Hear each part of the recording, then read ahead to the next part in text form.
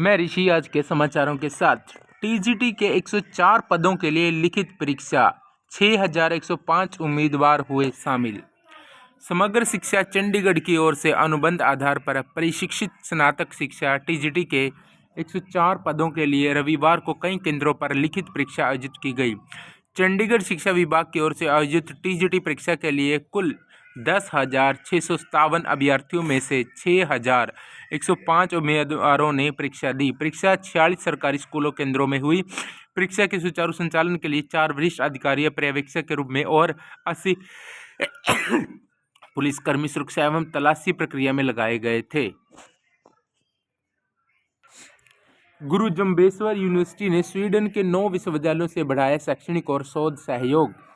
गुरु जम्बेश्वर विश्वविद्यालय अपनी अंतर्राष्ट्रीय पहचान को और मजबूत करने की दिशा में बड़ा कदम उठाते हुए स्वीडन के 9 विश्वविद्यालयों के साथ शिक्षा, शोध और नवाचार के क्षेत्र में सहयोग बढ़ाने की तैयारी कर रहा है। स्टडी इन स्वीडन फेयर 2025 के दौरान जीजेयू ने इन विश्वविद्यालयों के प्रतिनिधियों के साथ महत्वपूर्ण संवाद स्थापित किया।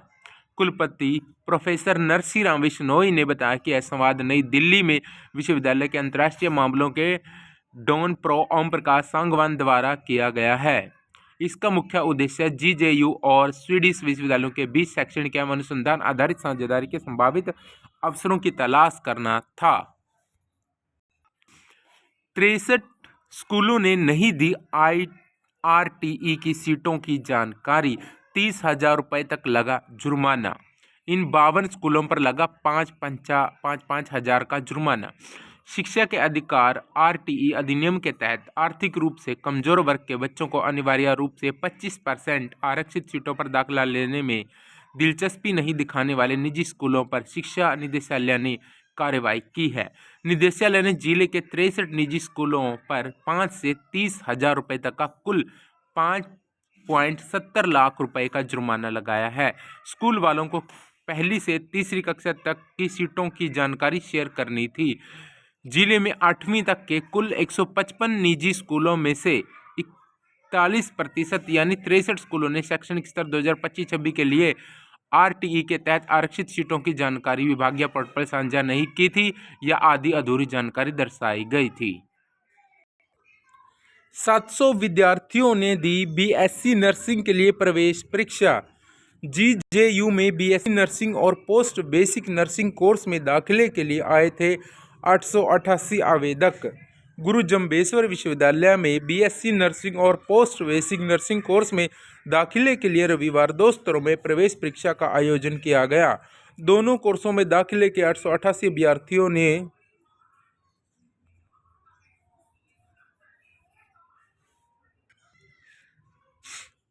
अभ्यर्थियों ने फॉर्म अप्लाई किए हुए थे। सुबह 9:30 बजे से दोपहर बाद 12:30 बजे तक और बीएससी नर्सिंग की दोपहर 2:30 बजे से 5:30 बजे तक पोस्ट बेसिक बीएससी नर्सिंग में दाखिले के लिए प्रवेश परीक्षा का आयोजन किया गया था। स्वास्थ्य क्षेत्र में गुणवत्तापूर्ण शिक्षा समय की जरूरत बड़ौली। मुख्य अतिथि मोहनलाल बड़ौली और विशिष्ट अतिथि अध्यापक विधायक निखिल मदान, मेयर राजीव जैन व फिम्स अस्पताल के डायरेक्टर डॉक्टर राजपाल जैन ने दी शुभकामनाएं।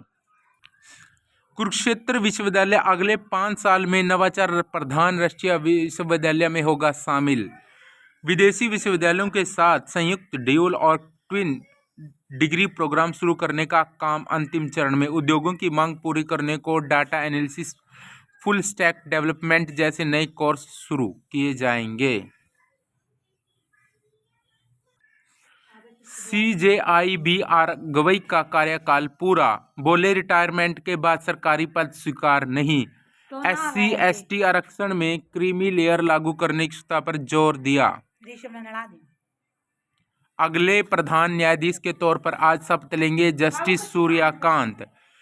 जस्टिस सूर्यकांत सोमवार को भारत के 53वें प्रधान न्यायाधीश के रूप में शपथ लेंगे। जस्टिस सूर्यकांत जम्मू कश्मीर को विशेष दर्जा प्रदान करने वाले अनुच्छेद 370 को निरस्त करने संबंधी फैसले, बिहार मतदाता सूची के गहन पुनरीक्षण, पेगासस स्पाईवेयर मामला सहित कई ऐतिहासिक मामलों और आदेशों का हिस्सा रहे हैं। हरियाणा के हिस्से जिले में 10 फरवरी 1962 को मध्यवर्गीय परिवार में जन्मे जस्टिस सूर्यकांत एक छोटे शहर के वकील से देश के सर्वोच्च न्याय पद पर पहुंचे हैं, जहां वह राष्ट्रीय महत्व और संवैधानिक मामलों के कई फैसलों और आदेशों का हिस्सा रहे हैं।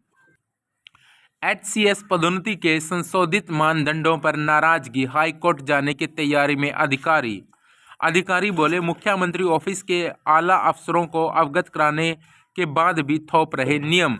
अफसरों का क्या है डर? मानदंडों से सम्मान पात्र अधिकारियों के बीच बिना वजह का बंटवारा और गुटबाजी पैदा होगी। 2019 तक संशोधन ने अंकों का अंतर बढ़ा दिया है। केंद्र का न्यू टर्न, चंडीगढ़ पर शीतकालीन स्तर में बिल पेश करने का फिलहाल इरादा नहीं, सीधे नियम बनाने वाला बिल परामर्श के बाद ही केंद्र शासित प्रदेश चंडीगढ़ को संविधान की आर्टिकल 240 के तहत लाने पर केंद्र सरकार ने यू टर्न ले लिया है। सरकार ने कहा कि चंडीगढ़ के लिए केंद्रीय कानून बनाने की प्रक्रिया को आसान बनाने का प्रस्ताव सिर्फ विचाराधीन है, इस पर कोई आखिरी फैसला नहीं किया गया है। कक्षा 6 में प्रवेश के लिए परीक्षा 13 को। PM श्री स्कूल जवाहर नवोदय विद्यालय खुलेगा।